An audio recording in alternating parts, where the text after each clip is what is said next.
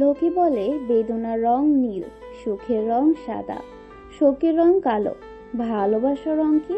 কেউ কেউ বলেন ভালোবাসার রং লাল। তবে ভালোবেসে মানুষ নীল হয় কেন?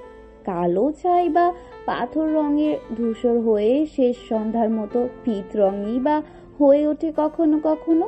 তাহলে কি বলা যায় ভালোবাসার কোনো রং নেই? ভালোবাসা কোনো রঙের হয় না। জলের যেমন কোনো রং নেই, যে পাত্রে রাখা হয় সে পাত্রের রঙই তার রং, তেমনি ভালোবাসারই একক কোনো রং নেই। যে যে রঙে ভালোবাসাকে রাঙিয়ে তোলে, ভালোবাসা সেই রঙে উজ্জীবিত হয়ে ওঠে। তাই তো ভালোবাসা কখনো কারো কাছে ধরা দেয় পরম সুখের রঙের হয়ে, আবার কখনো কারো কাছে আসে রাতের গহীন আঁধার হয়ে। সকাল সকাল মেজাজ খারাপ করিস না আরও, আমি কিন্তু এবার স্যারকে বলে দিব। বেশ রেগে ঝাঁঝালো কণ্ঠে কথাটা বলে দেয় নিধি। আর অন্যদিকে কথাটা শুনে আরো গায়ে না মেখে আবারও বকবকানি শুরু করে দেয়। তুই এমন কেন বলতো? তুই না আমার বান্ধবী, তুই তো আমার জান সোনা টিয়া। এবার বেশ চটে যায় নিধি। আরো কিছু বুঝে ওঠার আগেই নিধি দাঁড়িয়ে স্যারকে ডাক দেয়। স্যার, এই মেয়েটা আমাকে ডিস্টার্ব করছে। কথাটা শুনে আরুর মুখ এইটুকু হয়ে যায়। বেচারি আরু নিজের বেস্ট ফ্রেন্ডের থেকে এমনটা আশা করেনি। অবশ্য আরু যে কিছু করেনি তা নয়, মূলত আরু একটা ছেলেকে পছন্দ করে ফেলেছে। সে আর কেউ নয়, নিধির কাজিন। তবে আরুর থেকে ছেলেটা 2 বছরের সিনিয়র। আরু যে কলেজে পড়ে তাদের পাশের ভার্সিটিতে ছেলেটা পড়ে। ছেলেটার নাম আবির। দেখতে কোনো দিক থেকে কম নয়। ফর্সা চেহারা, চুলগুলো কেমন স্টাইল করে কাটা, যেটা ঘাড় ছুঁই ছুঁই, হালকা বাদামি চোখের উপর টানা টানা ভ্রুযুগল, যে চোখের মায়ার গভীরতা মাপতে যে কোনো নারী হিমশিম খেতে হবে। তার উপর যদি হয় সুঠাম দেহের অধিকারী, তাহলে তো কোনো কথাই নেই। যেতে আসতে রোজ আর চোখে আবির ভাইকে আগাগোড়া চোখ ভরে দেখে যায় আরো। কারণ রোজ ওদের কলেজের সামনে টঙে চায়ে আড্ডায় মেতে থাকে আবির সহ ওর বন্ধুরা। তবে আবির কি জানে, কেউ একজন তাকে সুদর্শন পুরুষ হিসেবে রোজ 2 চোখ ভরে দেখে চোখের খিদা মিটায়। মাঝে মধ্যে আবির কিছুটা খেয়াল করলেও তেমন একটা পাত্তা দেয় না, কারণ বরাবরই আবির মেয়েদের থেকে দূরে দূরে থাকে। পুরো নাম আরিয়া চৌধুরী। তবে কেউ একজন ছোটবেলায় তার নাম আরু বলে দেওয়ায় তাকে সবাই আরু বলেই ডাকে। প্রথম প্রথম মেজাজ বিগড়ে যেত আরুর এই নামটা শুনলে। তবে সময়ের সাথে সাথে এখন আর তা হয় না। কিন্তু চেনা মুখগুলো ছাড়া কেউ একটা খুব আরু নাম ধরে ডাকে না।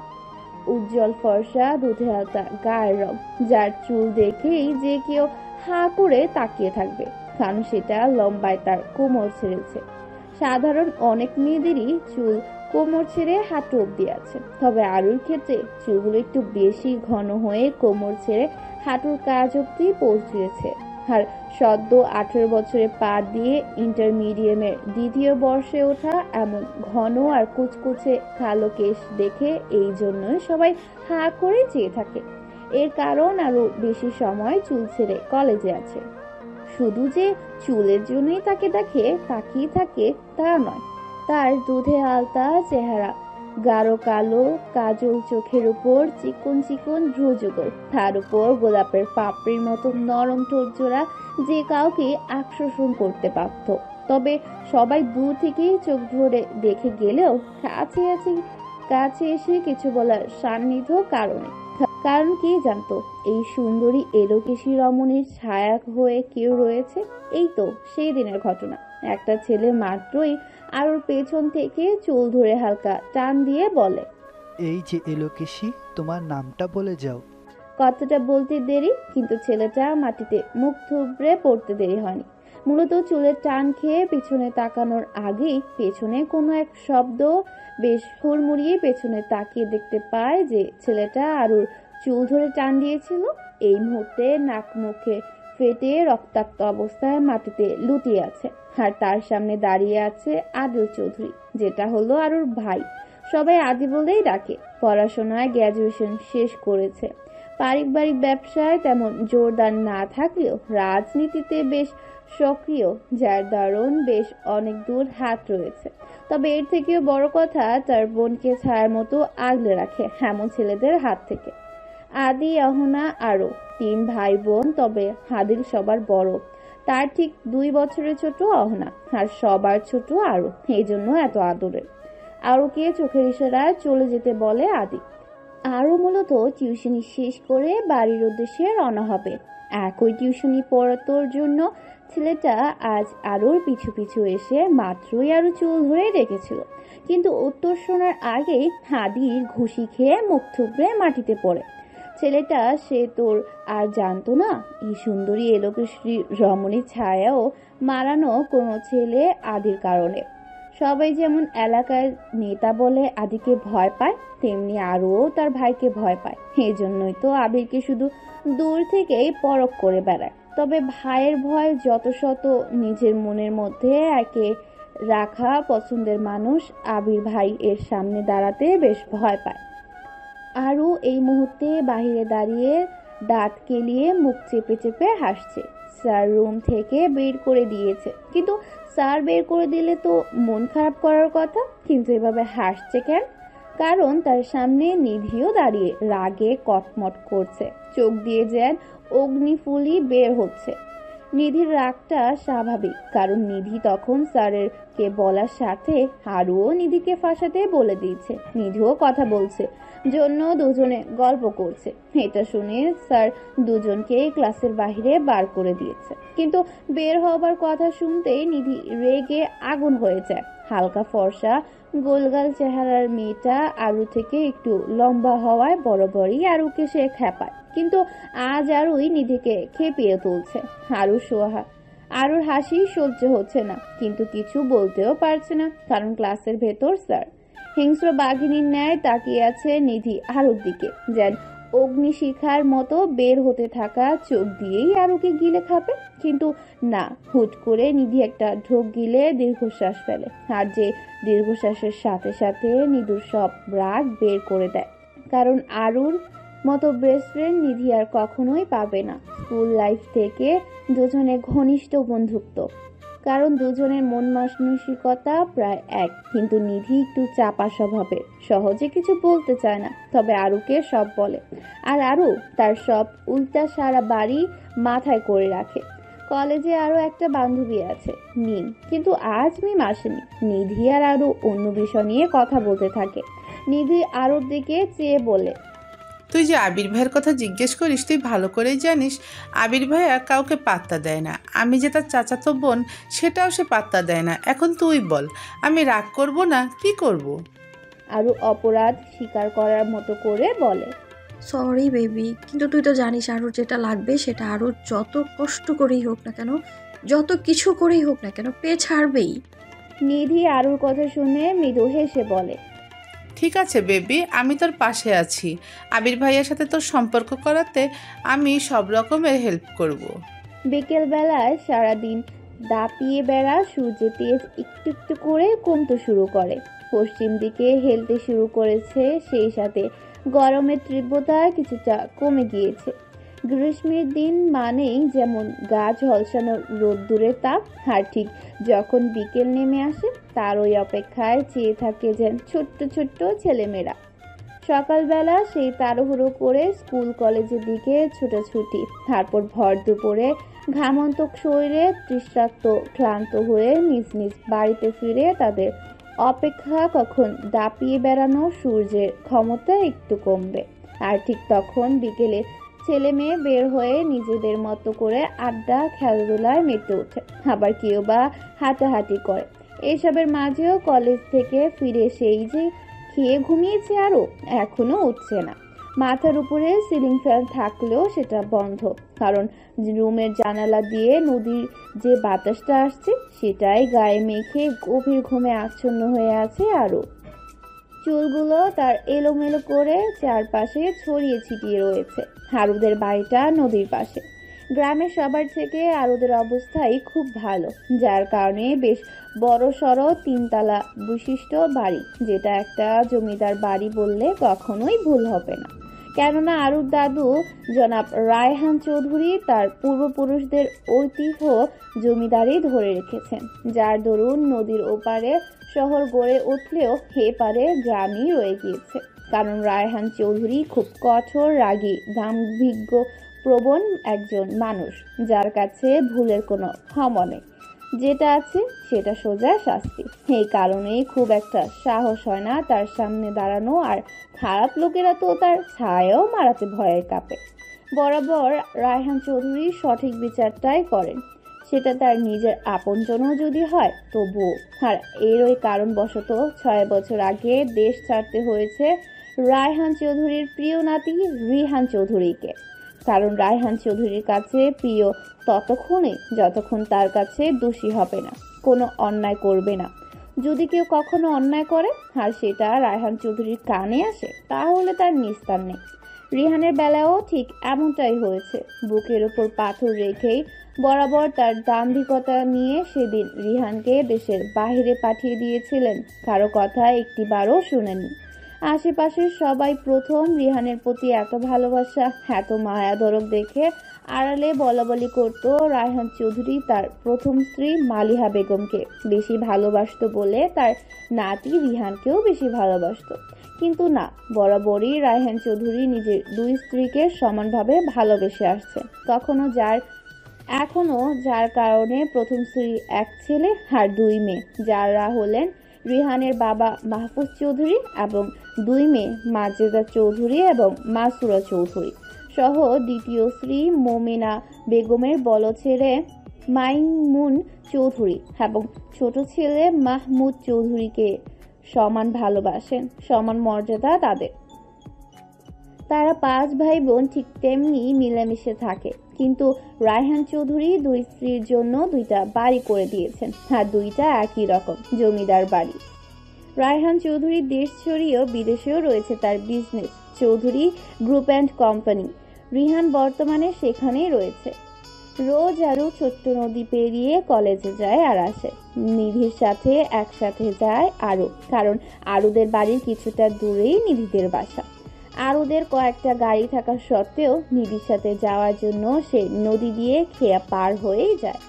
আবির ভাই, আপনার সাথে কিছু কথা আছে। ভয়ে বেশ সাহস নিয়ে কথাটা আরু বললেও আর সহ্য করতে পারছে না। পুরো শরীর আরো কাঁপছে, বুকের ভেতর হৃৎপিণ্ডটা যেন তীব্রভাবে হাতুড়ি পেটাচ্ছে। তা বাহির থেকে যে কেউ বুঝতে পারবে। মনের মধ্যে কালবৈশাখী ঝড় তাণ্ডব চালাচ্ছে, কিন্তু তারপরও প্রিয় মানুষটাকে নিজের মনের কথা জানানোর মতো অদ্ভুত প্রশান্তি আর যেন কোনোটাতেই নেই। তার ওই পরিপ্রেক্ষিতে সদ্য অষ্টাদশে পা রাখা রমণী নিজের মনের লুকোচুরি অনুভূতিগুলো জানাতে এসেছে আরু, যার নাম দিয়েছে অদ্ভুত প্রেম। কারণ আরু দেখেছে তার মনের অনুভূতিগুলো ক্ষণে ক্ষণে রং বদলিয়েছে। তার মনের ক্যানভাসে অনুভূতির রং তুলি দিয়ে আঁকা আবির ভাইয়ের প্রতি আরও কয়েকবার ভাবনায় পড়ে গিয়েছে। কারণ এককবার একক রকম অনুভূতি, সেটা কি শুধু ভালো লাগা বলবে, নাকি শুধু আকর্ষণ বলবে, নাকি শুধু চোখের দেখে মনের প্রশান্তি? আর এগুলো কি অন্য কারো প্রতিও আসতে পারে? তবে প্রেমও রং বদলায়। গ্রীষ্মের তীব্র দাবদাহে তখন মানুষ বেহাল অবস্থা, চাতক পাখির মতো এক ফোঁটা বৃষ্টির আশায় অপেক্ষায় পরিবেশ। কারণ শুধু যে মানুষের বেহাল অবস্থা হয় তা নয়, প্রাকৃতিও যে এর থেকে নিস্তার পেতে আকাশের দিকে চেয়ে থাকে। কখন সে আকাশ ভেসে বেড়ানো ছন্নছাড়া মেঘ ভেঙে পড়বে, বৃষ্টির এই ধরনী ফিরবে প্রাণ। সবকিছুর মাঝে গাছপালা পানির আভাসে নিজের শেষ চেষ্টাটুকু চালিয়ে টিকিয়ে থাকবার চেষ্টা করতে করতে একসময় সফল হয়ে দেখা পায় বৃষ্টির। কিন্তু মাঠ সে তো আগেই ফেটে চৈচির। এমনি এক গ্রীষ্মে গা ঝলসানো রোদের মাঝ থেকে আরু তার প্রিয় মানুষকে ডেকেছে নিজের মনের রং বদলানো অনুভূতিগুলো জানানোর জন্য। আরুর ডাকে আবির পেছন ফিরে তাকিয়ে একটা মিষ্টি হাসি দিয়েছে, যা ছোট্ট আরুর হৃদয়কে খণ্ড বিখণ্ড করে ফেলেছে। একদিকে মনের কথা প্রকাশ করার ভয়, অন্যদিকে হাসতে কপ্পাকত হয়ে খণ্ড বিখণ্ড হৃদয় কি করবে আরু? সব কিছুকে এক পাশে রেখে জোরে একটা নিঃশ্বাস নিয়ে বুক ভর্তি সাহস নিয়ে নেয়। তারপর চোখ দুটো খিচে বন্ধ করে বুক ভর্তি জমানো সাহস নিয়ে মনের মধ্যে জমানো অনুভূতিগুলোকে প্রকাশ করে দেয়। আবির ভাই, আমি আপনাকে পছন্দ করি। বেশ কাঁপা কাঁপা গলায় কথাটা বলে আরু, তবে এখনো চোখ খিচিয়ে বন্ধ করে রেখেছে। আরও জানে সে নিশ্চয়ই একটা থাপ্পড় খাবে এবার, কারণ এর আগে যে মেয়ে এই দুঃসাহস দেখিয়েছে, বিনিময় তাকে গাল লাল হয়ে গালে হাত দিয়ে ফিরে যেতে হয়েছে। তাহলে আজও কি আরুর সাথে সেটাই হতে চলেছে? এটার আন্দাজ করেই বোধ হয় আরু নিজেকে আগেই প্রস্তুত করে চোখ বন্ধ করে নিয়েছে। এতক্ষণেও কোনো সারা শব্দ নেই। আরো ভীষণ অবাক হয়, তার উপর নিজের ভাই কিংবা তার দলবলেরও কোনো উপস্থিতি নেই দেখে ভালোই অবাক হয়। পুরো পরিস্থিতি বোঝার জন্য কিছুটা ভয়ে ভয়ে পিট করে এক চোখ খুলে আরো চোখের সামনে প্রিয় মানুষটির মুখে মিটমিটে হাসি দেখতে পেয়ে বেশ খানিকটা চমকায়ও বটে। তবে আরো ছোট্ট হৃদয়ে যেন প্রশান্তি বয়ে যায়। দু চোখ খুলে লাখ লজ্জার মাথা খেয়ে নাচতে যাবে এমন সময় আবির আরুকে ইশারা দিয়ে পেছনে তাকাতে বলে। আরু দ্রুত ঘাড় ঘুরিয়ে দেখতে পায় আরুর চাচাতো বোন সাইমা তাকে ডাকছে। আরো চাচুর দুই মেয়ে, একটা আবিরদের ভার্সিটিতেই দ্বিতীয় বর্ষে রয়েছে, আরেকটা সাইমা যার সামনে বছর এসএসসি পরীক্ষা। আরো সাইমার ডাকে বেশ বিরক্ত বোধ করে, আবারও সামনে তাকিয়ে আবির ভাই বলে ডাক দিতেই যাবে, কিন্তু সামনে কেউ নেই। উল্টো সাইমা এবার আরুকে ধরে ঝাঁকানো শুরু করেছে। আরু এবার বেশ রেগে মেগে চেঁচিয়ে বলে ওঠে, কি হয়েছে, এভাবে ডাকছিস কেন? অমনি আরুর এতক্ষণে সুন্দর একটা মুহূর্ত কাটানোর স্বপ্নটা ভেঙে যায়। আর এই সব কিছুর পেছনে একমাত্র দায়ী যে সাইমা, সেটা সাইমার দিকে তাকানোর পরই সাইমা বুঝে যায় আরুর রাগে লাল হয়ে যেতে শুরু করেছে। এই বুঝি সেটা ঝলসানোর মতো সাইমার উপর আছড়ে পড়বে। সাইমা এটা বুঝতে পেরে কাচুমাচু হয়ে চোখ দুটো ছোট ছোট করে ভয় মিনমিনিয়ে বলে, আহান আপুকে নাকি দেখতে আসবে, এজন্য ডাকতে পাঠালো চাচি। এই কথা বলে এক দৌড়ে পালালো সাইমা। তবে পুরো বিষয়টা বুঝতে পেরে একটা দীর্ঘশ্বাস ফেলে শান্ত হলো আরো। আর সেই দীর্ঘশ্বাসের সাথেই নিংড়িয়ে বের করেছে একটু আগে তার আহত হওয়া অনুভূতিগুলোকে। তবে চোখে মুখে আবারও উজ্জ্বলতা ফুটে ওঠে আরো, খুশিতে চোখ দুটো ঝলমলিয়ে উঠেছে। কিছুটা বিড়বিড় করে বলে, ইস, স্বপ্নের মতো যদি সত্যি সত্যি হতো কতই না ভালো হতো। কথাটা বলে নিজের দু হাত দিয়ে মুখ লুকালো, কারণ আরো খুব লজ্জা পেয়েছে। তবে এখন আর এভাবে হেয়ালি করার সময় নেই। অহনা আপুর দেখতে আসার কথা বলে গিয়েছে, এই মুহূর্তে উঠে রেডি হয়ে না গেলে নিশ্চিত ভয়ঙ্কর শাস্তির মুখোমুখি হতে হবে, নয়তো নিচেই নামতে দেওয়া হবে না আরুকে, যার কোনোটাই চায় না সে। তাই একদম তাড়াহুড়ো করেই ফ্রেশ হতে ওয়াশরুমে দৌড় লাগায়। রানী গোলাপি কালারের একটা বেশ কাজ করা ড্রেস পরেছে আরো, সেই সাথে ম্যাচিং করে হালকা গোলাপি লিপস্টিকও দিয়েছে। চুলগুলো আছড়ে খোপা করে নেয়, কারণ এভাবে দেখতে আসা লোকদের সামনে আরুর চুল খোলা রেখে যেতে কেমন যেন লাগে। আজই যে নতুন অহনা আপুকে দেখতে আসছে তা নয়, এর আগেও এসেছে, তবে বরাবরই ছেলেকে পছন্দ হয়নি জন্য কোনো দূর আগয়নি। আরও চোখে হালকা কাজল দিচ্ছে, এমন সময় নিচ থেকে ডাক আসলে আরও কাজল ড্রেসিং টেবিলে রেখে নিচের দিকে দৌড় দেয়। দোতলার সিঁড়ির দিকে উঠে হাতের ডান দিকের ঘরটায় থাকে আরও। দোতলার সিঁড়ি ভেঙে দ্রুত নিচে নেমে আসতেই আরুর মা আমিনা বেগম মেয়েকে উদ্দেশ্য করে সাবধান করতে বললে, শোন, কোনো উল্টাপাল্টা কিছু করবি না বলে দিলাম, নয়তো তার দাদু জানতে পারলে কিন্তু। পরেরটুকু আর আমিনা বেগম বললেন না, কারণ সবাই ভালো করেই জানে এটা। কিছুদিন আগে একটা পরিবার দেখতে এসেছিল ছেলে ডাক্তার, কিন্তু আরুর দেখে পছন্দ হয়নি ছেলেটা। সবাই যখন কথাবার্তা ব্যস্ত, হুট করেই আরু চেতে এটা ওটা বলতে শুরু করে ছেলেটার সম্পর্কে, কারণ ছেলেটা কোনো দিক দিয়ে তার বোনের জন্য পারফেক্ট নয়।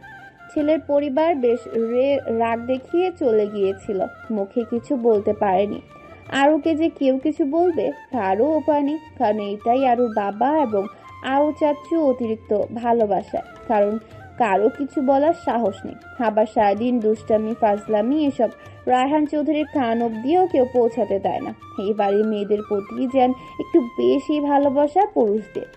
বাড়ির ছেলে মেয়েদের নামগুলো মায়েদের নামের সাথে রাখলেও একমাত্র রিহানের নাম রায়হান চৌধুরীর নামের সাথে মিলিয়ে রাখা হয়েছিল। বংশের প্রথম নাতি বলে কথা, কিন্তু কে জানতো তাকে সবাইকে ছেড়ে বাইরে চলে যেতে হবে। রায়হান চৌধুরীর প্রথম স্ত্রী এবং দ্বিতীয় স্ত্রীকে এখনো যথেষ্ট ভালোবাসেন এবং দুজনের মধ্যে সমান অধিকার বন্টন করে দিয়েছেন। এর দরুন দুইজন সতীন হলেও কেউ সেটা বলতে পারবে না। দুই স্ত্রী অনেক বলেছিল বাড়ি একটাই রাখতে, কিন্তু রায়হান চৌধুরীর কথা একটাই, তার ভবিষ্যৎ প্রজন্মে যেন কোনো ঝামেলা না হয়। এতে অবশ্য কেউ দ্বিমত পোষণ করতে পারেনি। সবাই নিচে প্রস্তুত হয়ে বসে আছে। মাজেদা চৌধুরী এবং মাসুরা চৌধুরীও এসেছেন। ভাইয়ের মেয়ের বিয়ে বলে কথা, তাদের যেন একটু আলাদা দায়িত্ব। নিজের মায়ের দিক দিয়ে না হলেও তারা কখনো আলাদা চোখে দেখেননি কখনো। সমাজের লোকজন নানান কথা বলেছে পেছনে, কিন্তু রায়হান চৌধুরীর সামনাসামনি কিচ্ছু বলার সাহস কারও নেই।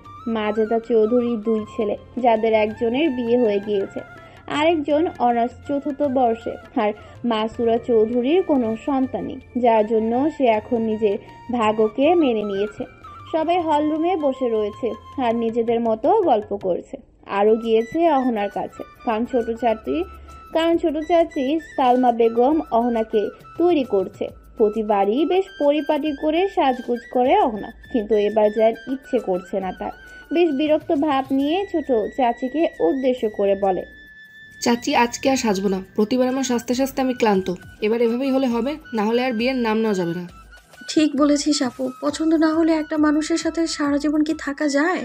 আর তার উপর তোর জন্য যেসব ছেলে আসে এক একটা মনে হয় মদন। ছে আরু শেষ কথাটা বেশ বিরক্ত নিয়েই বলে। আর এটা শুনে অহনা আর ছোট চাচি দুজনেই হেসে ওঠে, যদিও আরু কথাটা ভুল বলেনি, কারণ আরু আর অহনা দেখতে কোনো দিক থেকে কম নয়। যে কোনো পুরুষ মানুষ এক দেখাতেই হুমড়ি খেয়ে পড়বে। অহনা নিজের কথা অনুযায়ী শুধু একটা মেরুন কালারের 3 পিস পরে হালকা পাতলা সেজে গেজে রেডি হয়। হলরুমে সবাই বসে আছে। অহনা আগেই আসেনি, পুরুষ মানুষ কেউ নেই বাড়িতে, কিন্তু তারা জানিয়েছে মেহমানরা যাবে। এভাবে অপেক্ষা করতে করতে শেষ অবধি জানা যায় তারা আর আসবে না। এতে বরং সবাই খুশিই হয়, কেননা তারাও বিরক্ত হয়ে পড়েছিল। আমিনা বেগম সাফ জানিয়ে দেয় তার স্বামীকে যে এরকম আর কোনো ছেলেকে যেন না আনা হয়। এভাবে কয়েকবারও কোনো কিছু না হওয়ায় শেষ অবধি বাড়ির মহিলাদের কথা মেনে নেন মাইমুন চৌধুরী। অহনাকে এভাবে দ্রুত বিয়ে দেওয়ার কারণ হলো মাইমুন চৌধুরীর কানে এসেছিল ভার্সিটিতে কোনো এক ছেলের সাথে প্রেমের সম্পর্কে জড়িয়ে পড়েছে তার বড় মেয়ে অহনা। সেই জন্যই মেয়েকে অন্য কোথাও বিয়ে দিতে চেয়েছিলেন। রায়হান চৌধুরী এ ব্যাপারে কিছু জানতেন না, জন্য কোনো কিছু বেশি দূর এগোয়নি। খান চৌধুরী বাড়িতে প্রেম নামক শব্দটাই নিষেধ করেছেন জনাব রায়হান চৌধুরী। কিন্তু মেয়েকে বিয়ে দেওয়ার কথার পর যখন দেখলেন অহনা কোনো প্রকার বাধা দিচ্ছে না, তখন ভালোই বোঝা গিয়েছিল যে খবরটা দিয়েছে সে মিথ্যে দিয়েছে। গ্রীষ্মের এই দেখা যায় তীব্র গরমে হাঁসফাঁস করছে মানুষ, আবার একটু পরেই দেখা যায় এদিক ওদিক ছোটাছুটি করছে মানুষ।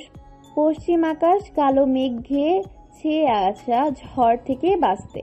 গ্রীষ্মের গরমে মানুষ অতিষ্ঠ হয়ে যখন বিকেলে একটু শান্ত হয়, ঠিক তখন কালো ঘন মেঘ ছেয়ে চারিপাশ অন্ধকারে ছেয়ে যায়। শুরু হয় কাল বৈশাখীর ঝড়ের তাণ্ডব। মেঘের বাঁধ ভেঙে যেমন আকাশ থেকে পড়ে বৃষ্টি, সেই সাথে উত্তাল বাতাস, যার দরুন কিছুটা ক্ষয়ক্ষতি হলেও মানুষ বেশ স্বস্তি পায়। আজকে নিধি আসেনি।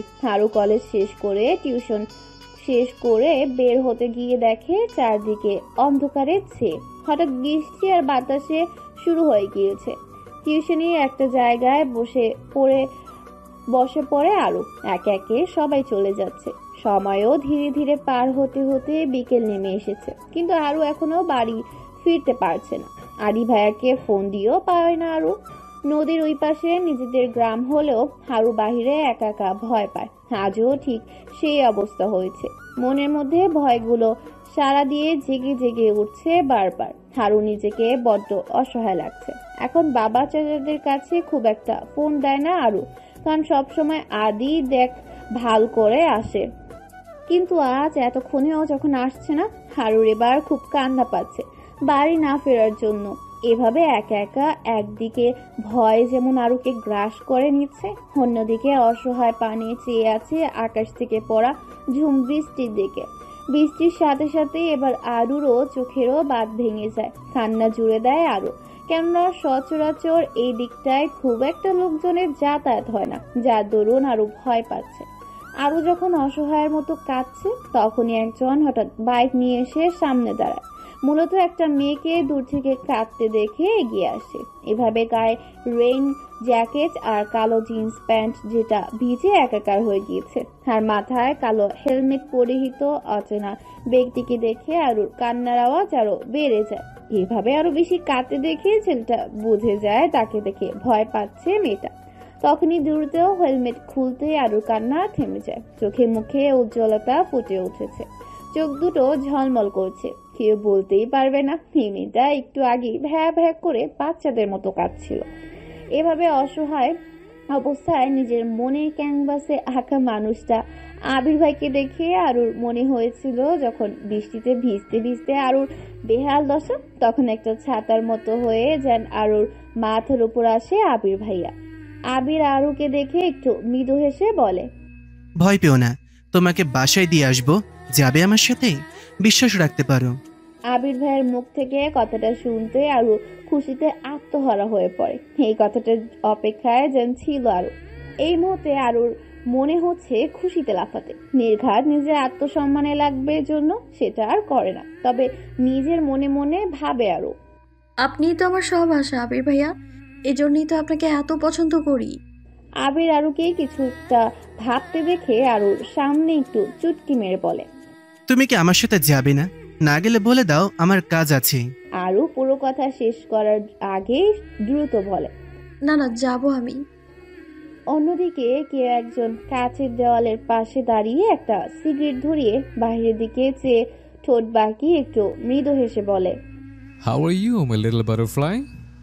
চারদিকে আলো ফুরিয়ে যখন শেষ হয়ে যায়, তখন ধীরে ধীরে সন্ধ্যা নামতে শুরু হয়েছে। বাইরে খেলতে থাকা ছেলে মেয়েদের ধুলোবালির সময় শেষ হয়ে বাড়ি ফেরার পালা। আশেপাশে ধীরে ধীরে পিন পিন নীরবতা বিরাজমান। যতই এই আধার আরো গভীর হয়ে রাতকে গ্রাস করে ফেলবে, ততই নিস্তবতা বাড়বে চারদিকে। তবে বিকেলে নিজের পছন্দের মানুষের সাথে বাড়ি ফেরার পথে বৃষ্টি বিলাস করে ফিরেছে আরু।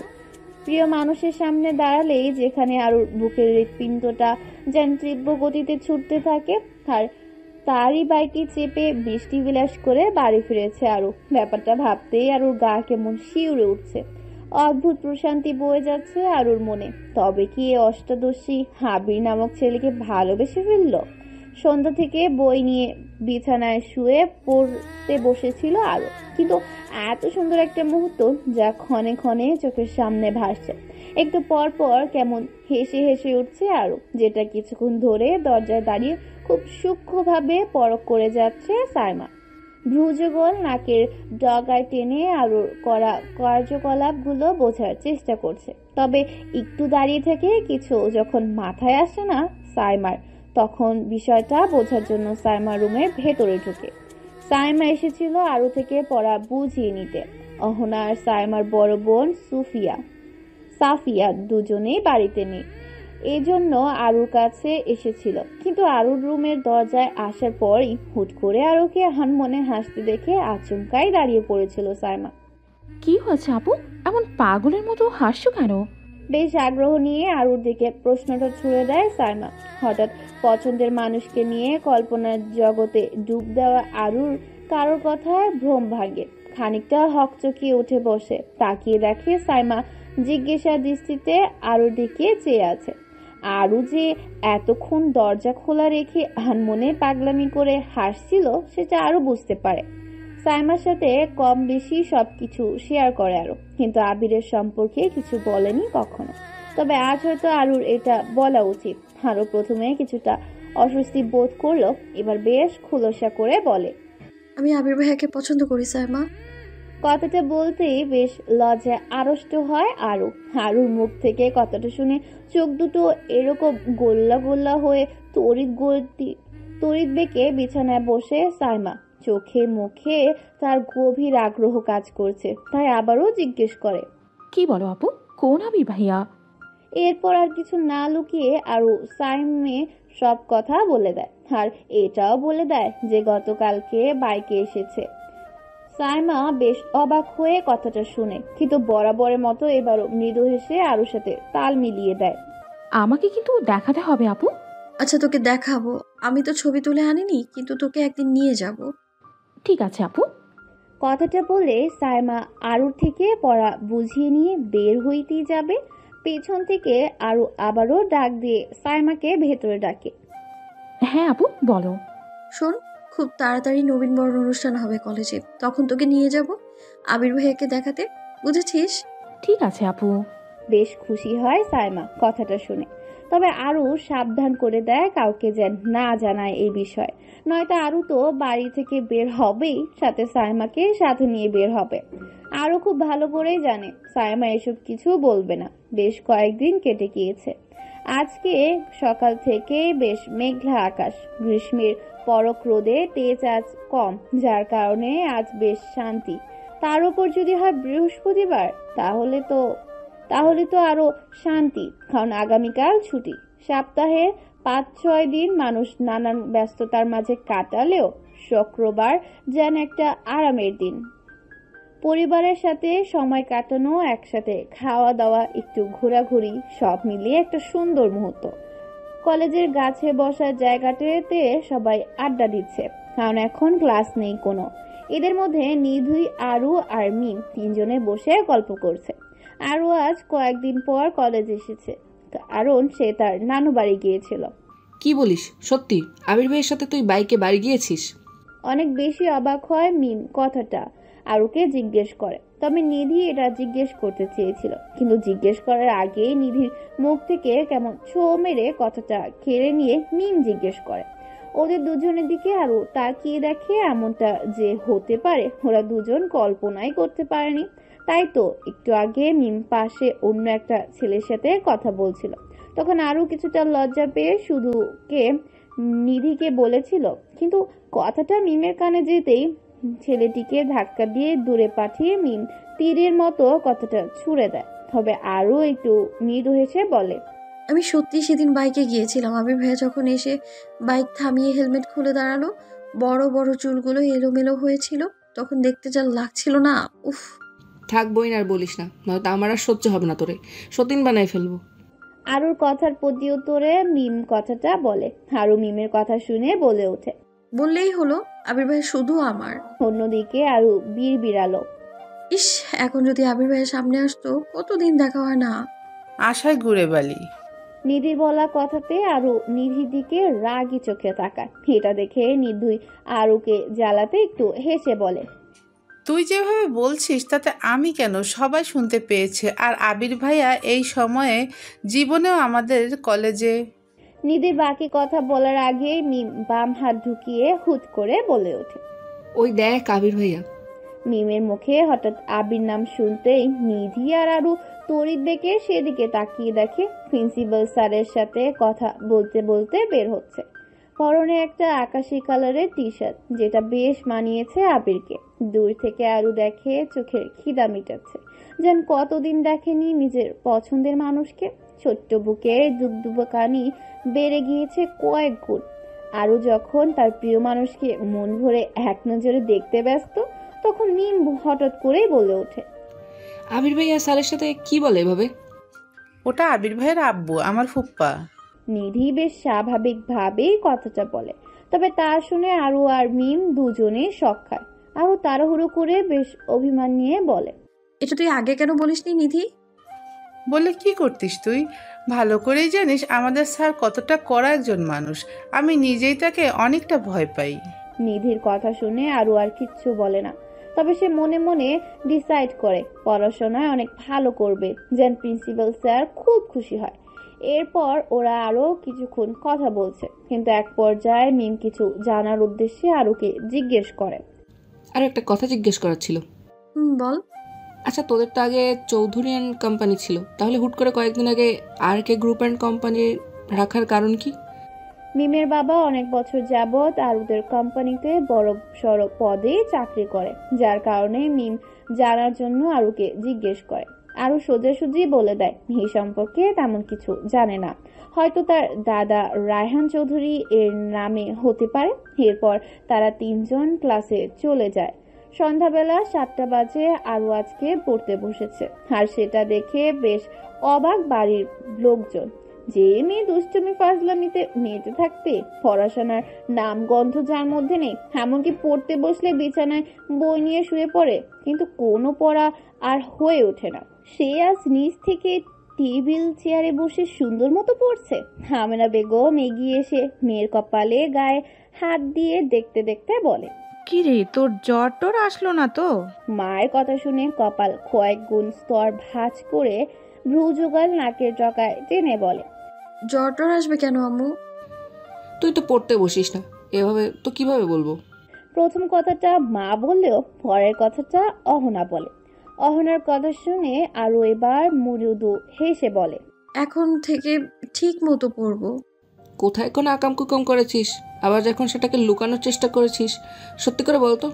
নিজের বোনের কথায় আরু কাচুমাচু করে মুখটা এইটুকু করে, মায়ের দিকে চোখ ছলছল করে বলে হিসিয়ে বলে, বলো বলো, যত আকাম কুকাম যেন সব আমিই করে বেড়াই। দেখেছো আম্মু, তোমার বড় মেয়ে আমার ভালো একটু সহ্য করতে পারে না। ওহনা, ওকে পড়তে দিয়ে চলে আয় তোরা। ওদের দুই বোনের কথায় যখন মিটমিটিয়ে সবাই হাসতে ব্যস্ত, পেছন থেকে আমিনা বেগম কথাটা বলতেই সবাই বের হয়ে আসে। আরুকে অনেক ভালোবাসেন মোমেনা বেগম, তাই তো নিজের স্বামীর কাছে আরুর কোনো ভুল ধরাতে দেয় না। বাংলাদেশে যখন গ্রীষ্মের তাপদাহে পুড়ছে মানুষ সুদূরে আমেরিকার নিউ ইয়র্কে, তখন শীত শেষ করে বসন্তের ছোঁয়া লেগেছে। সবকিছু যেন বরফের আবরণ থেকে মুক্তি পেয়েছে, সেই সাথে ফুলে ফুলে গাছপালাগুলো ভরে ওঠে। এমনই এক বসন্তের দিন আর কে গ্রুপ অ্যান্ড কোম্পানিতে নিজের রুমে বসে ম্যাকবুকের দিকে চেয়ে কিছু একটা দেখছে। আচমকাই হালকা বাদামি অধর কিছুটা ফাঁক হয়ে যায়, সেই সাথে ঠোঁটের কোণে ভেসে ওঠে মৃদু হাসি। তোর ধারণা নেই লিটল বাটারফ্লাই, তুই আমার কতটা জোরে আছিস, কত বড় হয়েছিস তুই। Wow, what a beautiful guard. আর কে sir, is she your sister? কারো এমন কথা শুনে তড়িৎ বেগে লোকটির দিকে তাকায় আর কে। পুরো নাম রিহান খান চৌধুরী, তবে রিহান চৌধুরী বলেই জানা চেনা মানুষগুলো, আর বিদেশের সবাই আর কে নামে চেনে। দেখতে বেশ উঁচু লম্ব, জিম করা বডি, ফর্সা চেহারায়, মাথায় স্টাইলিশ সিল্কি চুল, চোখগুলো কেমন ভাসা ভাসা, তার উপর কালো ভ্রু, হালকা বাদামি ঠোঁট, তার ছোট্ট ছোট্ট খোঁচা খোঁচা দাড়ি, সব মিলিয়ে যে কোনো মেয়ের এক দেখাতেই নিজের প্রিয় মানুষের জায়গায় বসিয়ে ফেলবে অনায়াসে। হঠাৎ নিজের কোম্পানির এক বিদেশির মুখে এমন কথা শুনে মুহূর্তে রিহানের চোখ মুখ তামাটে হয়ে যায় রাগে, চোখ দিয়ে অগ্নিফুল শিং বের হতে থাকে, চোয়াল দুটো শক্ত করে দু হাত মুষ্টিবদ্ধ করে বিদেশি লোকটার এক হাত দিয়ে কলার চেপে ধরে, অন্য হাত দিয়ে লোকটির বুঝে ওঠার আগেই নাকের মুখে সমানে ঘুষি মেরে মেরে রক্তাক্ত করে ফেলেছে। মুহূর্তের মধ্যে মানুষটির প্রাণ যায় যায় অবস্থা, কোনো মতে মুখ দিয়ে অস্ফুটভাবে হেল্প বলে ওঠে, আর কিছু বলতে পারে না। তবে ততক্ষণে সবাই দৌড়ে এসেছে। ফাহিম, রুদ্র আর সোফিয়া রিহানকে টেনে নিয়ে ছাড়িয়ে নিচ্ছে। ফাহিম রিহানকে থামাতে থামাতে বলে, কি করছিস? থাম, আর মানিস না আর কে, ও তো মরে যাবে। মরুকে বাস্টার, ওর সাহস কত বড়, ও কাকে কি বলে, ওকে আজ আমি মেরে ফেলবো। রিহানের সারা গায়ে যেন আগুন জ্বলছে, আজ বোধহয় মানুষটাকে মেরেই ফেলবে রিহান। নিউ ইয়র্কের আবহাওয়া সম্পর্কে বলা দুষ্কর। বসন্তের ছোঁয়া চারদিকে মেতে থাকলেও মাঝে মধ্যে দেখা মিলে বৃষ্টির। এখানে গরম বলতে তেমন একটা নেই বললেই চলে, বর্ষা আর শীতের প্রকারটাই যেন বেশি। আজকেও বাহিরে সুন্দর একটা সকাল হয়েছে নিত্যদিনের মতো। আজকেও ব্যস্ততায় ভরপুর শহরটি, নানান রকমের মানুষ নানান রকম কর্মে নিজেকে ব্যস্ত রেখেছে। আর কে, ওই ছেলেটি যদি মারা যেত, তুই ভাবতে পারছিস কি হয়ে যেত? মরলে মরুকে কুত্তার বাচ্চা, সাহস কি করে হয় আমার জিনিসে নজর দেওয়ার? রিহান কথাটা চোয়াল শক্ত করে তাতে দাঁত চুপে বলে দেয়, গায়ের রগ যেন এখনো কমছে না, চোখ এখনো লাল রক্তবর্ণ হয়ে আছে। ফাহিম, রুদ্র এরা নাক থাকলে নিশ্চিত আজ লোকটি রিহানের হাতে মারা যেত। রিহানের রাগ কোনো মতেই কমছে না। হাতের পাশে একটা গ্লাসে জোরে চেপে ধরে গায়ের জোরে সেটা ভেঙে ফেলে। গ্লাসটি বেশি একটা মোটা না থাকলেও চাপ পড়ে সহজেই ভেঙে যায়। অমনি রেহানের হাত দিয়ে রক্ত পড়তে শুরু করে। আর কে, তুই কি পাগল? এরকম রিয়াক্ট কেন করছিস? ফাহিম কথাটা বলে রিহানের কাছে চলে আসে, কারণ রিহান রাগের চোটে উঠে একপাশে গিয়ে দাঁড়িয়েছিল আর ওরা তিনজন একটু দূরে। রিহানের হাত থেকে রক্ত পড়তে দেখে তিনজনই রিহানের দিকে এগিয়ে আসে। রুদ্র, ফাহিম আর সোফিয়া তিনজন রিহানের একদম বেস্ট ফ্রেন্ড। সোফিয়া বিদেশি হলেও সে বাংলায় পারদর্শী। তার উপর চারজন যেন এক সুতোয় বেঁধে রয়েছে এখন। একজনকে বাঁচতে হলে বাকি তিনজন যেন নিজের জীবন দিয়ে দেয়, এরকম অবস্থা তাদের। চারজন বিভিন্ন রকমের কাজে পারদর্শী, তবে ওরা তিনজন জানে রিহান একটা মেয়ের প্রতি বলতে গেলে পাগলের থেকেও বেশি কিছু। কিন্তু বরাবরই ফাহিমকে ইচ্ছে করেই ধরে। কিন্তু আজ তারা বুঝতে পারছে না রিহান কেন রেগে আছে। ফাহিমের এমন কথাটা বলতেই রিহানের মেজাজ আরো বিগড়ে যায়, কারণ ফাহিমের হেয়ালি করা কথা রিহানের গায়ে লেগে যায়। আবারও রাগের চোখ রক্তিম বর্ণ ধারণ করে। চোয়াল শক্ত করে চোখের পলকেই ফাহিমের কলার ধরে ফাহিমকে নিয়ে দেওয়ালে চেপে ধরে দাঁতে দাঁত পিষে বলে, তোর জন্য এসব হয়েছে, তুই হলি সকল নাটের গুরু। রিহান রাগে কটমট করতে করতে ফাহিমকে ছেড়ে চলে যায়। হাত বেয়ে এখনো রক্ত পড়ছে রিহানের। ফাহিমের শার্ট অনেকটাই রক্তে লাল হয়ে আছে। মাঝে মধ্যে ওরা তিনজন রিহানকে একদমই চিনতে পারে না, তবে ওরা তিনজনই বেশ ভয়ে আছে, কারণ যাওয়ার আগে রিহান বলে গিয়েছে বাইক নিয়ে বের হচ্ছে। এত রেগে বাইক চালাবে না, না জানি কি থেকে কি হবে। তবে ওরা তিনজন পিছু পিছু গেল, রিহান আরো রেগে যাবে জন্য ওরা আর যায়নি। কিন্তু কারো মাথায় কিচ্ছু আসছে না। এই আরকের সমস্যাটা কি? ও কি দিন দিন সাইকো হয়ে যাচ্ছে? খানিক অবাক হয়ে সোফিয়া কথাটা বলে দেয়। সোফিয়ার কথার প্রতি উত্তরে ফাহিম বলে, দেখলি তো তোরা, ঘুরে ফিরে সব দোষ আমার। আমি নাটের গুরু। ওর নায়িকার কথা বললে আমার দোষ, ও রাগলে আমার দোষ। এখন আবার কি নাকি হয়েছে, তাও নাকি আমি নাটের গুরু। এই বেটা আর কে নিশ্চিত চেঙ্গিস খানের যমজ ভাই। নিজের শরীর থেকে রক্ত ঝরলে কিচ্ছু মনে হয় না, আবার আরেকজনের শরীর থেকে রক্ত ঝরলে আনন্দ পায়। এটা কেমন রে ভাই? ফাহিম এসব বলছে, হঠাৎ রুদ্র বলে ওঠে, গাইস, একবার এদিকে এসে দেখলে বুঝতে পারবি আর কে কেন এত রেগে গিয়েছে।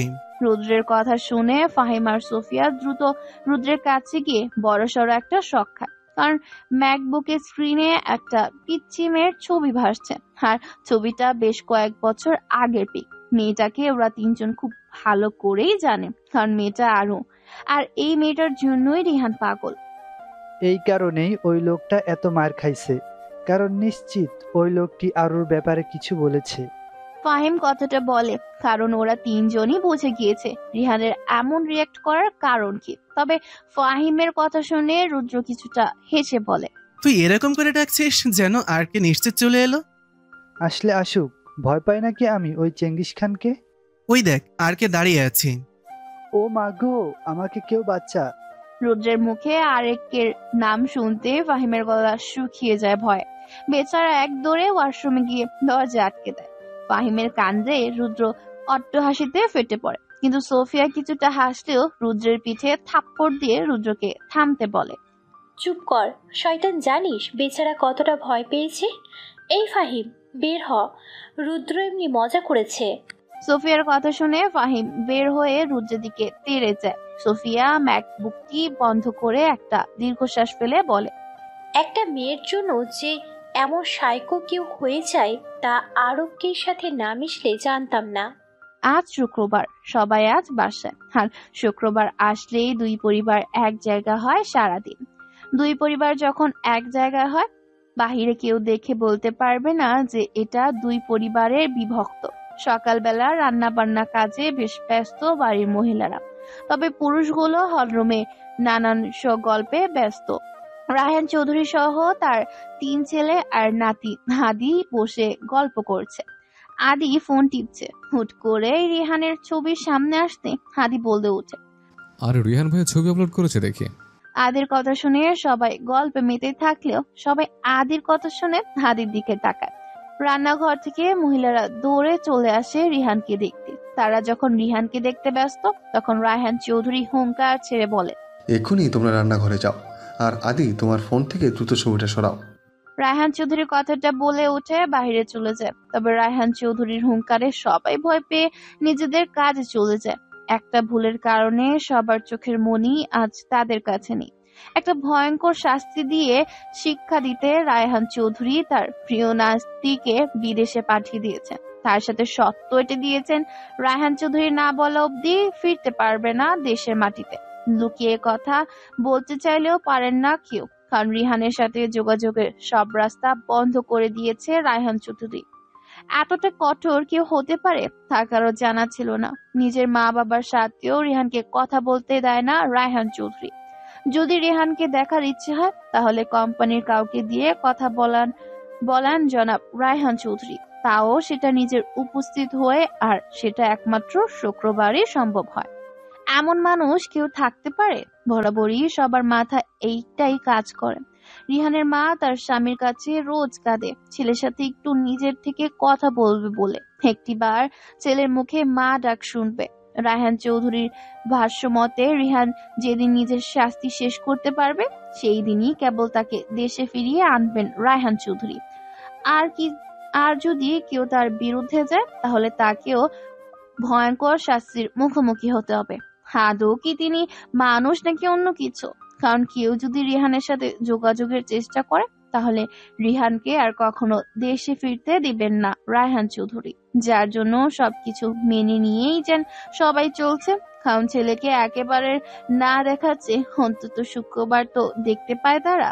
বিকেলে আরু, অহনা, সাইমা, সাইফা ওরা 4 জন নদীর পাশ দিয়ে ঘুরছে। এমন সময় নিধিও এসে ওদের সাথে যোগ দেয়। বেশ 5 জন গল্প করে ভালো সময় কাটাচ্ছে। নদীর পাশ দিয়ে হেঁটে হেঁটে কিছুটা দূরে একটা ব্রিজ রয়েছে যেটা নদীর ওপাশে শহরের সাথে একত্রিত করে আছে। সেখানে চলে আসে, কিন্তু সমস্যাটা বাদে সেখানেই এসেই সবাই যখন সেখানে এসে ছবি তোলায় ব্যস্ত, পাশ থেকে কয়েকটা বখাটে ছেলে ওদের সবার উদ্দেশ্য করে বলে, এই তোরা দেখ, আজ কতগুলো মাল একসাথে এসেছে, একদম মনে হচ্ছে সবগুলো এক একটা আইটেম। যা বলেছিস তুই। বখাটে ছেলের কথাগুলো এমন খারাপ মন্তব্যের আগে তেতে ওঠে ওরা, কিন্তু সবাইকে সামলায় অহনা। কারণ অহনা ভালো করেই জানে এদের সাথে কথা বলতে গেলে উল্টো ঝামেলায় তারাই পড়বে। তার উপর আদি আজ নিজের দলের কাজে বেরিয়েছে, এজন্য সে নিজে আসতে পারেনি আর কাউকে পাঠাতেও পারেনি। অহনা বারণ করেছে দেখে সাইফা ঝাঁজিয়ে বলে ওঠে, আপু, ওরা আমাদের বাজে কথা বলেছে আর তুই কিনা আটকাচ্ছিস? ওরা কি জানে আমরা কে? এই দেখ দেখ, ওদের ঠোঁটগুলো যেন এক একটা কমলার নরম কুয়ার মতো। কেমন খেতে ইচ্ছা করছে রে। পাশ থেকে আবারও এমন কথা শোনা এবার আর অহনা নিজেকে দমিয়ে রাখতে পারে না। এতক্ষণ রাগে শরীর জ্বলছিল, মুষ্টিবদ্ধ করেও নিজেকে শান্ত রেখে দমিয়ে রাখা চেষ্টা করেছিল, কিন্তু এই বখাটে ছেলেদের শেষ কথায় নিজেদের দমিয়ে রাখতে পারেনি। ছেলেগুলো হয়তো নতুন, যার কারণে ওদের কাউকে চিনে না, আর যারা চিনে তারা কেউ ছায়াও মারায় না তাদের। অহনার এবার খুব রাগ হচ্ছে, সবাইকে একপাশে রেখে নিজেই এগিয়ে আসছে। আজ বুঝিয়ে দিবে অহনা কে আর কি করতে পারে। অহনা এগিয়ে আসছে জন্য ওদের হাসাহাসিটা আরো তীব্র হয় এবং সেই সাথে বাড়িয়ে দেয় এটা ওটা মন্তব্য করতে থাকে।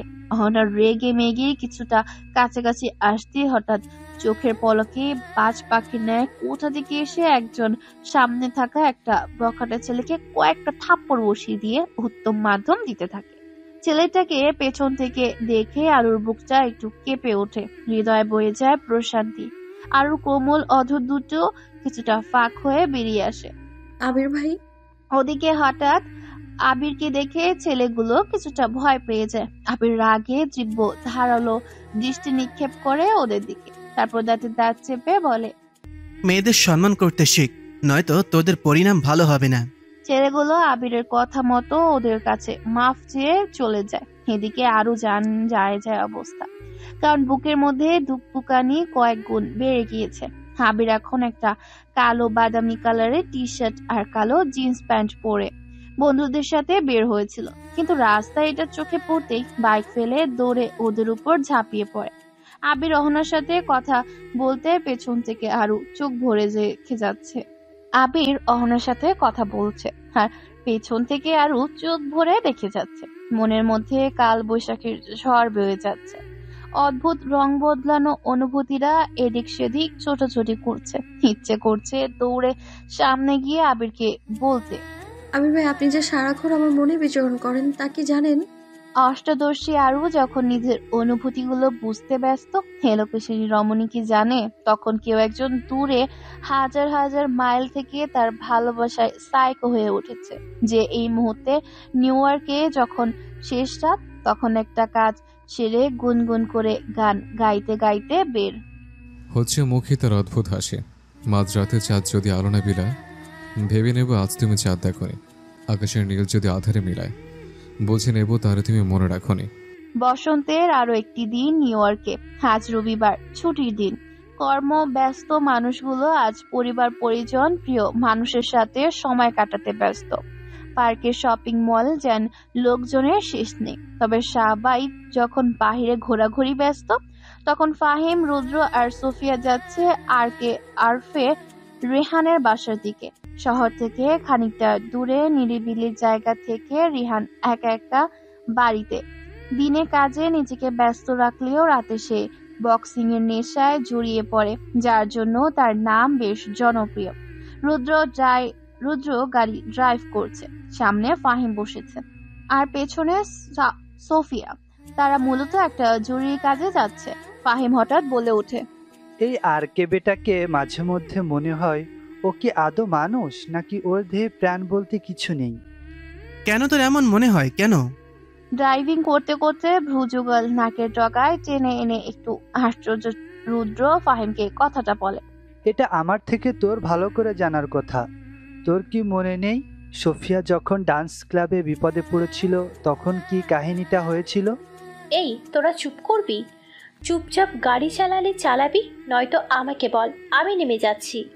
অনেকটা বিরক্ত হয়ে বেশ রাগে এরকম একটা ধমক দিয়ে সোফিয়া কথাটা বলে।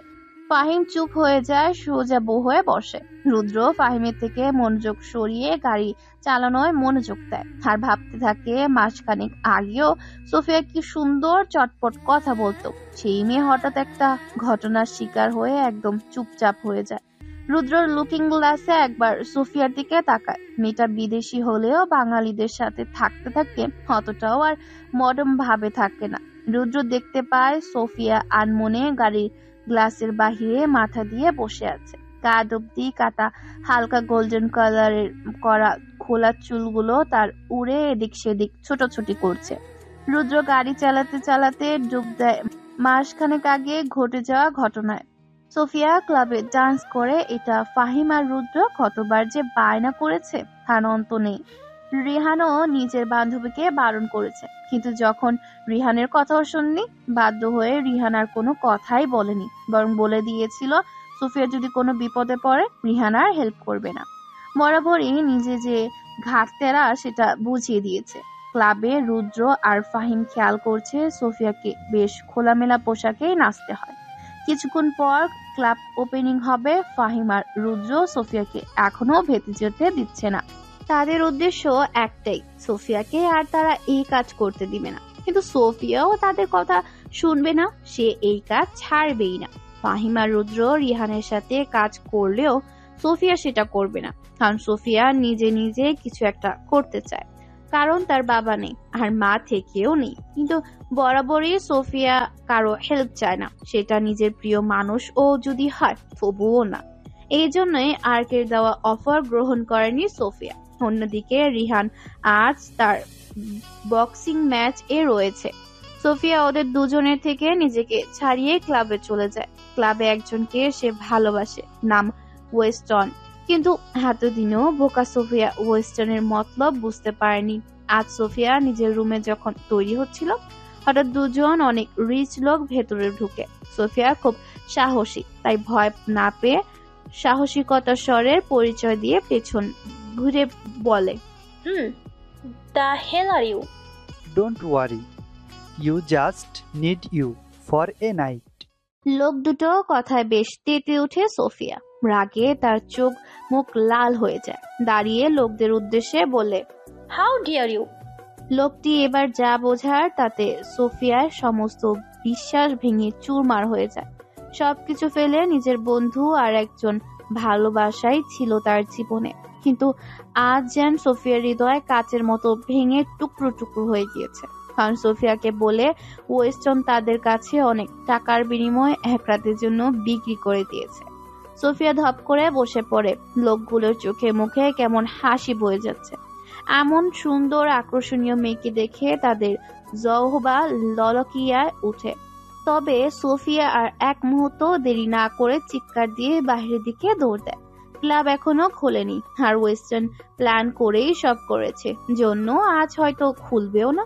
ভেতর থেকে সোফিয়ার চিৎকার শুনে ফাহিম রুদ্র দুজনেই দৌড় দেয়, কিন্তু ভেতরে গিয়ে দেখে সোফিয়া খুব বিপদে পড়ে আছে। রুদ্র দ্রুত রিহানকে ফোন দিতে যাবে, তার আগে ওয়েস্টার্ন ওদেরকে লোকজন দিয়ে বেঁধে ফেলে ফোন নিয়ে নেয়। ওয়েস্টার্ন রুদ্র আর ফাহিমকে ভালোভাবেই চিনে, তেমনি আরকে নামক ছেলেকেও চিনে, কিন্তু ওয়েস্টার্ন ভয় পায় রিহানকে। ওয়েস্টার্ন জানতো আজকে বক্সিং ম্যাচ আছে, এই জন্য ইচ্ছে করেই আজ প্ল্যান করেছে। ফাহিম আর রুদ্র অসহায় অবস্থায় এখন, আর তাদের সামনে আরো অসহায় অবস্থায় সোফিয়া, যার অবস্থা কিছুক্ষণের মধ্যে নাজেহাল হবে। ওয়েস্টার্ন সহ বাকিরা সবাই হেসে চলছে তৃপ্তির হাসি, অথচ হাসি দেখে ফাহিম আর রুদ্রের গা জ্বলে যাচ্ছে। সোফিয়া লোকগুলোকে বারবার আকুত মিনতি করছে নিজের ক্ষতি না করার। শেষ রক্ষা যখন হলোই না, সোফিয়া সহ ওর বন্ধুরা যখন ধরেই নিয়ে গেছে আজ সবকিছু শেষ, তখনই আধারের মধ্যেও এক ফোঁটা আলোর মতো হয়ে আসে রিহান খান চৌধুরী ওরফে আরকে। এটা দেখে ওয়েস্টার্ন রীতিমতো শক খায়, তবে ফাহিম রুদ্র ওদের চোখে মুখে তখন হাসি, কারণ তাদের বাঁচার আশা চলে এসেছে। কিন্তু এ কি, আরকে কোনো কিছু না দেখার ভান করে কাউন্টারের সামনে এগিয়ে গিয়ে একটা স্টিউলের বসে হুইস্কি অর্ডার করে। ফাহিম আর রুদ্র বড় ধরনের একটা শক খায়, চিল্লাতে চিল্লাতে ডাকতে থাকে, কিন্তু আরকে তো আরকেই কানে হেডফোন লাগিয়ে নিশ্চিন্তে হুইস্কি খাওয়ার ব্যস্ত।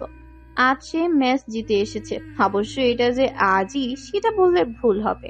বলা যায় প্রতিদিন ওর সামনে কেউ ওভাবে টিকতে পারে না, তো ও কি করবে? ফাহিম আর রুদ্র যখন চিল্লাতে চিল্লাতে নিজেদের গলা শেষ করে ফেলেছে, ওয়েস্টনের চোখে মুখে আবারও ভয়ঙ্কর হাসি ভেসে আসে, কারণ সে বুঝে যায় আর কে আজ কাউকে বাঁচাবে না। ফাহিম এবার অনেক রেগে যায়, রাগে চিৎকার করে বলে, তুই কি মানুষ আর কে? চোখের সামনে একটা মেয়ের ক্ষতি তুই কিভাবে সহ্য করছিস? এটা যদি আরো হতো। ফাহিমের কথাটা শুনে রিহানের শরীরে গরম রক্ত বয়ে যায়। চোয়াল দুটো মুহূর্তে শক্ত হয়ে চেহারা তামাটে বর্ণ ধারণ করে, চোখ দুটো দিয়ে যেন অগ্নিশৈলী বের হবে, যে কেউ তাকে নিশ্চিত ঢলছে যাবে।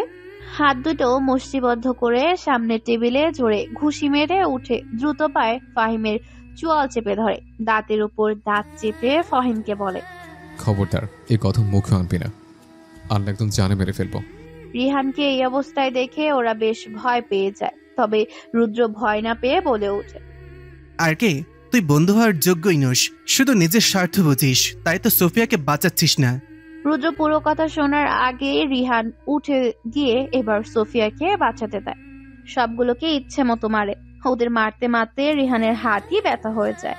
তবে রিহান অনেক তৃপ্তি পেয়েছে, কারণ ফাইটিং ম্যাচে শান্তি মতো মারতে পারেনি। ওয়েস্টার্নের অবস্থা যখন আধমরা, তখন সোফিয়া ফাহিম রুদ্রকে থামায়, তারপরও ওয়েস্টার্নকে পুলিশে দিয়ে দেয়। রুদ্র, আমরা ছেড়ে চলে যাচ্ছি, ব্রেক কর। ফাহিমের কথায় ভ্রম ভাঙে রুদ্রর, খেয়াল করে দেখে রিহানের ফ্ল্যাট ছেড়েই চলে যাচ্ছিল, তাই তো আচমকা ব্রেক করে। তিনজন গাড়ি থেকে নেমে দ্রুত রিহানের ফ্ল্যাটে ঢুকে, কারণ অনেক বড়সড় একটা বিষয়। ফ্ল্যাটের নিচে হল রুমটায় টিভিতে কার্টুন দেখছিল আর কফি খাচ্ছিল আরকে, গায়ে শুধু একটা টি শার্ট আর ট্রাউজার। হলরুমের যেন দিনের বেলাতেও রাতের মতো অন্ধকার হয়ে আছে। ওদের তিনজনের একটা অজানা নয়, তবে ওরা তিনজন লাইট জ্বালিয়ে দ্রুত গিয়ে আর্কের পাশে বসে। আজ সোফিয়া নিচ থেকে জিজ্ঞেস করে বসে, আরবকে আমরা জানি, তুই ছাড়া এই কাজটা কেউ করেনি। কি করেছি আমি? রিহান কপাল ভাঁজ করে ভ্রুযুগল নাকের ডগায় টেনে এনে কথাটা জিজ্ঞেস করে, আবারও তার ব্ল্যাক কফি কাপে চুমুক দেয়। কি করেছিস? মানে ওই লোকটার চোখ কেন তুলে নিলি তুই? সোফিয়ার কথা শুনে রিহান কোনো উত্তর না দিয়ে উঠে সিঁড়ি দিয়ে উপরে উঠতে থাকে। পেছন থেকে ফাহিম এবার চিল্লিয়ে বলে, তোর সমস্যা কি আর কে বলতো? আমাদের বলতে তোর কি হয়? আমরা কি তোর বন্ধু নই নাকি আমাদের কেউ ভাবিস না তুই? নিজেকে কি ভাবিস তুই বলতো? ফাহিম যে বলদের মতো বেশি বলে ফেলেছে তা হাড়ে হাড়ে টের পায়, কারণ ফাহিমের শেষ কথায় রিহান সিঁড়িতে থেমে গিয়ে ঘুরে দাঁড়ায়। কিন্তু অবাক করা কাণ্ড, তার মুখে বিন্দু মাত্র রাগের কোনো লক্ষ্য নেই। ব্যাপারটা বেশ অদ্ভুত, বরং মুখে অদ্ভুত শয়তানি হাসি লেগে আছে। রিহান এবার এক হাত দিয়ে কফির কাপ ধরে আরেক হাত ট্রাউজারের ভেতরে দিয়ে হিচকি টোনে বলে, যে চোখ আমার আরুর দিকে বাজে নজর দিবে সে চোখ আমি তুলে ফেলবো। যে হাত আমার আরুকে বাজে উদ্দেশ্যে টাচ করবে সে হাত আমি কেটে ফেলবো। আরু একান্তই আমার। রিপিট, আরু একান্তই আমার। আর কে আর একটুও দেরি না করে দ্রুত উপরে চলে যায়। ওরা তিনজন হাঁ করে তাকিয়ে আছে। ওরা জানতো ওই লোকটির শুক্রবারে হসপিটাল থেকে কেউ চোখ তুলে নিয়েছে, তাও মাঝরাতে। আর সেটা কেউ নয়, আর কে করেছে। তবে এখন পুরোপুরি ওদের বিশ্বাস হয়ে যায়। কিরে এমন মনমরা হয়ে বসে আছিস কেন? কলেজে আসার পর থেকে আরুর মন খারাপ করে বসে থাকতে দেখে নিধি আরুকে কথাটা জিজ্ঞেস করেছে, তবে আরু কিছু বলছে না এখনো। তাই দেখে নিধি আরুর পিঠে হাত দিয়ে কিছুটা ধাক্কা দিয়ে আবারও আগ্রহ নিয়ে জিজ্ঞেস করে, কিরে আমি বলবি তো নাকি যে কি হয়েছে? নয়তো এরকম মন খারাপ থাকলে আমার ভালো লাগে বল? এই তো মিম ও চলে এসেছে। এই মিম, দেখ তো আরুর মন খারাপ কেন? মন খারাপ হওয়ারই কথা। নবীনবরণ অনুষ্ঠানের পর ওর পুরো ফ্যামিলি আমেরিকা ট্যুর দেবে 1 মাসের জন্য। তো এবার বোঝ কেন মন খারাপ। মিমির কথা শুনে নিধি বুঝে যায় ভালোভাবেই। আরুকে ঠাট্টা করতে নিধু একটু হেসে বলে, বুঝলাম, মজনুর জন্য লাইলির মন খারাপ। নিউ ইয়র্কে রং বদলানো আবহাওয়াও মানুষ যেন থেমে নেই। তাদের নিজস্ব কর্মস্থানে ছুটতে ভীষণ ব্যস্ততা তাদের। রাস্তা দিয়ে যেমন অসংখ্য গাড়ি চলাচল, তেমনি লোকজন। কিরে আর কে, সোফিয়ার বিষয়ে কোনো কিছু জানিস? ওর ফোন অফ বলছে, ওর বাসায় নাকি নাই? রুদ্র রিহানের রুমে তাড়াহুড়ো করে ঢুকতে ঢুকতে প্রশ্নটা ছুড়ে দেয় রিহানকে। রিহান নিজের চেয়ারে বসে সামনে ম্যাকবুক ওপেন, তবে ফোনে ভিডিও দেখছে আর হাসছে।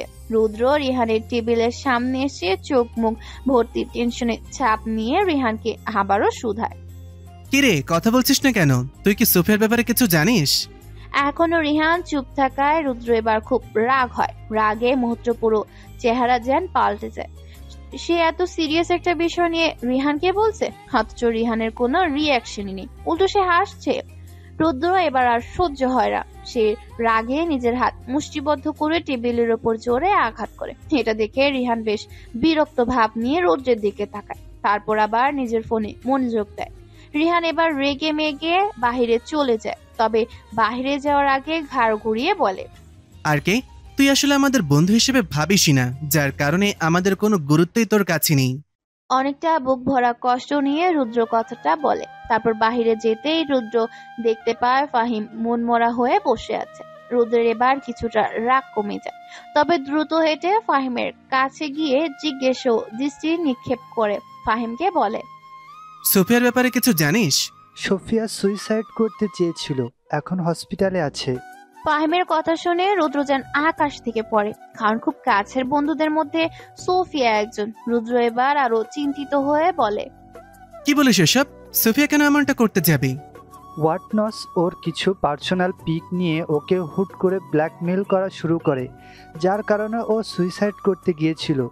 কিন্তু ভাগ্য ভালো আর কে গিয়ে বাঁচায়, ওকে হসপিটালে ভর্তি করে, এখন ভালো আছে অনেকটা। ফাহিম এসব বলেছে, তবে তার মনও খারাপ, কারণ সোফিয়া তার খুব ভালো বন্ধু। ফাহিমের মুখ থেকে এমন কথা শুনে রুদ্র বড়সড় একটা শক খায়। সে ভাবতে পারেনি এমন একটা কিছু হতে পারে, অথচ একটু আগেই আর্কের সামনে তাকে রাগ দেখিয়ে অনেক কিছু বলেছে। নিজেরই খারাপ লাগছে এবার, কারণ রুদ্র ভেবেছিল আর কে ওদের বন্ধুকে বন্ধুই ভাবে না, অথচ আর কে ওদের ব্যাপারে আরো বেশি সিরিয়াস। এটা ভাবতেই রুদ্র বেশ নরম হয়ে যায়। ফাহিমকে সে একটু আগের ঘটনা বলে। ফাহিম শুনে চোখ বড় বড় করে লাফিয়ে উঠে, তড়িঘড়ি করে বলে, শালা বীর পুরুষ, গেছ সিংহের নাকে সুরসুরি দিতে, আজ তুই শেষ রুদ্র। ফাহিম কথা শেষ করতে না করতে রিহান নিজের রুম থেকে বেশ গম্ভীরভাবে বের হয়। মুখ দেখে বোঝার উপায় নেই সে রেগে আছে কি রেগে নেই, কিন্তু রুদ্র যেহেতু রাগে নিজের মেজাজ দেখিয়ে এসেছে, সেহেতু দুজন ধরেই নিয়েছে আর কে রেগে আছে। আর রিহান রাগলে এটা যে স্বাভাবিক কিছু নয় ওরা ভালোভাবেই জানে। আর কে যতই ওদের কাছে এগিয়ে আসছে ওদের ভয় ততই বাড়ছে। নিশ্চিত এই দুটো আজ মার খাবে। তবে ওদের দুজনকে অবাক করে রিহান কাছে এসে স্বাভাবিক ভাবতেই ডেকে নিয়ে সোফিয়ার কাছে চলে যায়। সময় খুব দ্রুত চলে যায়, আর যত দিন যাচ্ছে ততই যেন আরুর ভেতরে দুশ্চিন্তা বেড়ে যাচ্ছে। কারণ সবকিছু ছেড়ে অচেনা একটা দেশে পাড়ি দিতে হবে, হোক সেখানে চেনা মানুষগুলো থাকবে, কিন্তু মনের গহীনের ক্যানভাসে রং তুলি দিয়ে আঁকা প্রিয় মানুষটাকে যেন আর চোখের সামনে দেখতে পাবে না। যদিও আরো জানে না এটা তার আবেগ নাকি ভালোবাসা, নাকি তার এই প্রেম সময়ের সাথে সাথে রং বদলাবে। তবে এত দ্রুত সময় চলে যাবে আরো ভাবেনি, কারণ এই সপ্তাহে তাদের উড়াল দিতে হবে নতুন দেশের উদ্দেশ্যে। অলরেডি সব কাজকর্ম প্রায় শেষ। আজ নবীন বরণে, তাই আরো আজ একটু বেশি সেজেছে। স্কিন প্রিন্ট করা মেরুন কালারের কোটি পরেছে, ঠোঁটে হালকা মেরুন লিপস্টিক দেওয়া। বরাবরই মুখে আর কিছু দেয় না আরো, তবে হালকা ব্লাশ দিয়ে নেয় এবং আজ সেই সাথে চুলগুলো ছেড়ে দিয়েছে। আরো ডিসিশন নিয়েছে আজকে আবির ভাইকে নিজের মনের কথা বলবে, কারণ কালকে আরুদের ফ্লাইট। যেহেতু সাইমাও যাবে আরুর সাথে, তাই সাইমা রুমে এসে আরুকে দেখে পুরো হতবাক হয়ে বলে ওঠে, আপু, তোমাকে আজ অসম্ভব সুন্দর লাগছে। যে কেউ দেখলে আজ নিশ্চিত পাগল হয়ে যাবে। দেখবে আজ আবির ভাইও চোখ ফেরাতে পারবে না। সাইমার হাস্য উজ্জ্বল কথা শুনে আরো খানিকটা লজ্জায় আড়ষ্ট হয়। ব্লাশ করা গাল দুটো লাল হতে শুরু করে সাইমাও এটা বুঝতে পেরে আরো কিছু বলতে যাবে, তার আগে অহনা রুমে ঢুকে। কিরে তোদের হলো? রুমে ঢুকতে ঢুকতে অহনা আরু আর সাইমাকে কথাটা জিজ্ঞেস করে। অহনাও যাবে ওদের সাথে, এই জন্য আরুদের তৈরি হয়েছে কিনা সেটা দেখতে এসেছে। আরু আর সাইমা মাথা ঝাঁকিয়ে জানায় তারা তৈরি। তারপর ওরা রওনা হয় কলেজের উদ্দেশ্যে। তবে আরু আসার আগে ছেড়ে দেওয়া চুলগুলো একপাশে ওয়াটারফুল বেনিতে কয়েকটা কাঠগোলাপ নিয়ে এসেছে। কলেজে উপস্থিত হতেই ওরা দেখতে পায় পুরো কলেজ খুব সুন্দর করে সাজানো হয়েছে নতুনদের বরণ করে নিতে। মিম আরু আর নিধিকে দেখতে পেয়ে দৌড়ে চলে আসে, তবে এসে অনেক অবাক হয়, কারণ নিধিকে অসম্ভব সুন্দর লাগছিল। মিম তো অবাক হয়ে বলেই ওঠে, এই এলোকেশি কয়জনের পাগল করার ধান্দায় আছে তো সেজেছিস শুনি। ওইদিকে তাকিয়ে দেখ, ছেলেরা হা করে আছে। মিমের কথা শুনে আরু তাকিয়ে দেখে আসলে কয়েকটা ছেলে আরুর দিকে চেয়ে আছে, তবে তারা এক নজর দিয়েই চোখ ফিরিয়ে নিচ্ছে, কারণ এইটাই আরুর ভাই আদি। আরো এদিক সেদিক তাকাচ্ছে বারবার, কারণ চোখ জোড়া একজনকেই খুঁজে বেড়াচ্ছে, আর সেটা হলো আবির। আরুর ব্যাকুলতা যেন পেরিয়ে চলছে, কেননা যেভাবেই হোক আজ আবিরকে নিজের মনের কথা জানাতেই হবে, না হলে যে আরুকে ছেড়ে চলে যেতে হবে 1 মাসের জন্য। আরুর দৃষ্টাক্ত চোখ দুটো হঠাৎ ঝলমলিয়ে ওঠে, কারণ তার সামনে আবির এসেছে, যে এই মুহূর্তে আরুর কালারের সাথে ম্যাচ করে খয়েরি একটা পাঞ্জাবি আর সাদা প্যান্ট পায়জামা আর চোখে সাদা গ্লাস সব মিলিয়ে দারুণ লাগছে। অনেকেই হা করে তাকিয়ে আছে। আরো কখনো ভাবেনি আবির ভাইয়ের সাথে তার ড্রেস মিলে যাবে। আরো বেশ অবাক হয়, সেই সাথে মনে মনে অনেক খুশি হয়। আরো সাইমাকে দপখার পর সাইমা অনেক বাহবা দিচ্ছে আর বারবার বলছে দুজনকে বেশ মানিয়েছে। একটু পর অনুষ্ঠান শুরু হয়। আবির মূলত স্টেজের সকল অ্যানাউন্সমেন্ট করছে। আরো মন দিয়ে শুধু তার আবির ভাইয়াকে দেখে যাচ্ছে, কি হচ্ছে কে কি করছে কোনো খেয়াল যেন তার নেই। হঠাৎ অ্যানাউন্সমেন্টে পুরনো ছাত্রী যারা টপ রেজাল্ট করেছে তাদের নাম বলা হয়, যা শুনে আবিরের দিকে তাকিয়ে থাকা ভ্রম হঠাৎ ছুটে যায় আরুর। কারণ ওখানে সবচেয়ে বেশি নাম্বার নিয়ে রেজাল্ট করা ছেলেটা হলো রিহান খান চৌধুরী। আরু ছেলেটাকে চিনে, কারণ এই মানুষটা স্বয়ং তার দাদার দেশের বাহিরে পাঠিয়েছে। সাইমা নামটা শুনে বলে ওঠে, আপু আপু দেখো, রিহান ভাইয়া কত ভালো স্টুডেন্ট ছিল, অথচ দাদা শুধু শুধু ভাইয়াকে বিদেশ পাঠিয়েছে। সাইমা কথাটা বলেছে, আরো একবার সাইমার দিকে তাকায়, তারপর একটা দীর্ঘশ্বাস ফেলে নিজে নিজে মনে মনে বলে, সেদিন দাদা ছিল জন্যেই আজও আমি ভালো আছি। না জানি লোকটা এখনো আগের মতো আছে কিনা। পরের কথাটা টুকু ভাবতে আরুর বুকটা কেঁপে ওঠে। তারপর সবকিছু উড়িয়ে দিয়ে অনুষ্ঠানে আবারও মনোযোগ দেয়। অনেকক্ষণ পর আবির যখন একটু বাহিরে যাবে তখন আরো পিছু পিছু যায়। একটা ফাঁকা জায়গার কাছে যেতে আরো পেছন থেকে ডাক দেয়, আবির ভাই দাঁড়ান, আপনার সাথে কথা আছে। আরু ডাকে আবির থেমে যায়, কিন্তু আরুর ভয়ে সারা শরীর কাঁপছে। কেন ভয় পায় সে নিজেও জানে না, তবে ভয় পায় যদি থাপ্পড় মেরে বসে অথবা ধমক দিয়ে বসে। এই ভয়ে আরু শেষ হয়ে যাচ্ছে। তবে আবির আরুর ডাকে উত্তর দিয়ে মৃদু একটা হাসি দিয়ে আরুর কাছে এগিয়ে আসে। কিছুটা আড়াল হওয়ায় তেমন কেউ বুঝতে পারছে না। আবির যতই এগিয়ে আসছে আরুর যেন ততই বুকের থকথকানি বেড়ে গিয়েছে, সেই সাথে মনের মধ্যে ঝড় শুরু হয়ে গিয়েছে। আবির কাছে এসে আবারও একই রকম ঘায়াল করা হাসি বজায় রেখে বলল, কিছু বলবে? আবিরের কথা শুনে ভ্রম কাটে আরুর, তাই মাথা চাকিয়ে হ্যাঁ জানায়। হাত পা কাঁপছে আরুর, গলা দিয়ে যেন আওয়াজ বের হচ্ছে না, তবুও কাঁপা কাঁপা গলায় বলে ওঠে,